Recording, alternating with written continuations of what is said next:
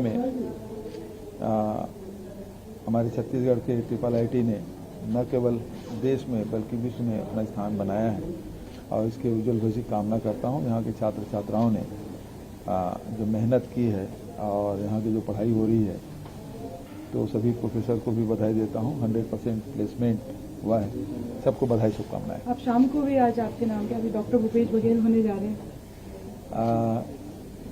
हेमचंद यादव विश्वविद्यालय दुर्ग द्वारा आज दीक्षांत समारोह है और उसमें मुझे भी मानद उपाधि से सम्मानित किया जाएगा।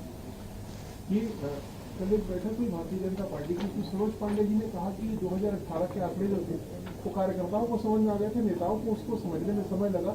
हार भी जो हुई तो नेताओं की वजह से हुई। क्या कहते हैं?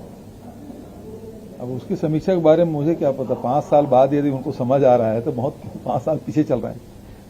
भाजपा रायपुर दक्षिण को मॉडल के तौर पे मान रही है। उनका कहना है कि रायपुर दक्षिण विधानसभा को मॉडल के तौर पर पूरे छत्तीसगढ़ में पेश करेंगे कि अब विपरीत परिस्थिति में जीत का मंत्र वहां से पिछले विधानसभा के चुनाव पर।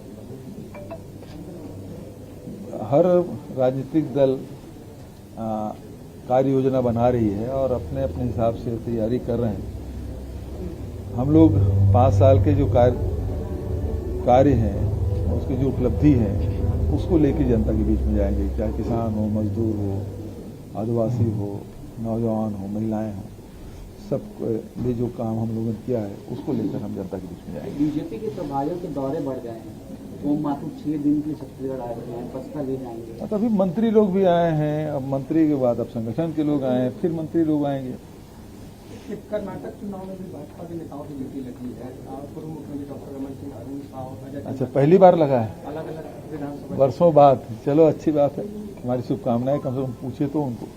Sir, BJP IT Saroj Pandey के बयान को लेकर लगातार बीजेपी के नेता सर ये मानते नहीं थे कि हम हारेंगे छत्तीसगढ़ में। हार जैसे कोई 2018 में स्थिति है, लेकिन जब आप लोग की जीत हुई उसके बाद से लगातार हर नेता स्वीकार करते हैं कि कमजोरी थी हमारी। सरोज पांडे ने भी वही चीज कहा है, कार्यकर्ता भाग गए थे लेकिन बड़े नेताओं को समझ में नहीं आया, हम हार रहे। देखिए, 15 साल में उनको मौका मिला और छत्तीसगढ़ को लूटने, खसोटने और भ्रष्टाचार का अड्डा बनाने के अलावा कुछ नहीं किया। हमारी सरकार आई तो उसके बाद अब इन 4 सालों में देखेंगे 1.5 लाख करोड़ रुपया आम जनता की जेब में सीधा पैसा गया है। उसका असर ग्रामीण अर्थव्यवस्था में देखने को मिलता है, उसका असर शहरी अर्थव्यवस्था में देखने को मिलता है। आज कहीं मंदी का असर नहीं है। तो ये जो हम लोगों ने व्यक्ति को केंद्र मानकर उसको उसके हिसाब से जो कार्यक्रम संचालित किए, तो उसका लाभ पूरे छत्तीसगढ़ को मिला और इसी कारण छत्तीसगढ़ मॉडल की चर्चा पूरे देश में हो रही है। ये ईडी की कार्रवाई के बावजूद जो है इस वर्ष जो है खनिजों में जो राजस्व की प्राप्ति होती है वो अधिक हुई है। अपने आप में एक रिकॉर्ड प्रदेश में से बना। केंद्र सरकार लगातार कोशिश कर रही है कि इस सरकार को बदनाम किया जाए। मैं पहले ही बोल रहा हूँ, अधिकारियों को डराया जा रहा है, उद्योगपतियों को डराया जा रहा है, व्यापारियों को डराया जा रहा है, कर्मचारी अधिकारियों नेताओं को डराया जा रहा है। उसके बावजूद भी हम लोग लगातार लक्ष्य पीछा करते हुए जो उपलब्धि हासिल की है, मैं समझता हूं कि ये देश के लिए एक उदाहरण है। सर, राहुल गांधी जी के 40% गवर्नमेंट वाले आरोप पे बीजेपी आईटी सेल कह रही है कि राहुल गांधी खुद बेल पे हैं और सोनिया गांधी भी बेल पे हैं और 70 सालों में कांग्रेस ने काफी करप्शन किया है। भैया, हमारे नेता तो केवल बेल में है, जेल में है वो गृह मंत्री है देश के, उसके राष्ट्रीय अध्यक्ष थे।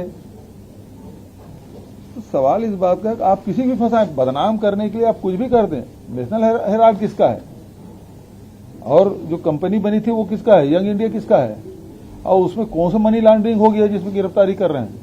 मैं तो यही कह रहा हूं, मनी लॉन्ड्रिंग का सबसे बढ़िया उदाहरण तो यहाँ है छत्तीसगढ़ में और पूरे देश में आपको देखने को मिलेगा। जो ये लोग चिट फंड कंपनी बनाए और अकेले छत्तीसगढ़ से हजारों करोड़ रुपए लेके चले गए और कहीं न कहीं वो पैसा लगाया गया है। तो मनी लॉन्ड्रिंग के इससे बड़े उदाहरण क्या है। और मैंने तो होम मिनिस्टर को, प्रधानमंत्री को, वित्त मंत्री को और ईडी के डायरेक्टर को भी पत्र लिखा कि इसकी जांच करें, लेकिन जांच करने में क्यों? क्योंकि उसके नेता फंसे हुए हैं।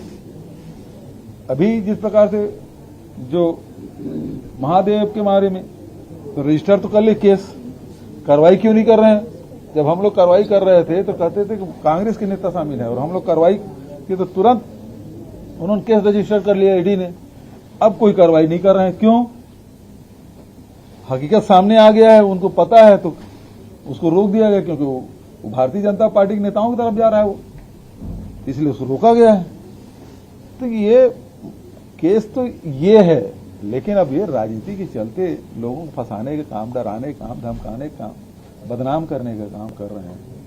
तो यदि 40% कमीशन का आरोप यदि लग रहा है, पूरे कर्नाटक उसे जान रहा है कि क्या हो रहा है, और उस जिसके कारण से एक नौजवान ने आत्महत्या किया, आरोप लगाया, उसे प्रधानमंत्री जी बात कर रहे हैं।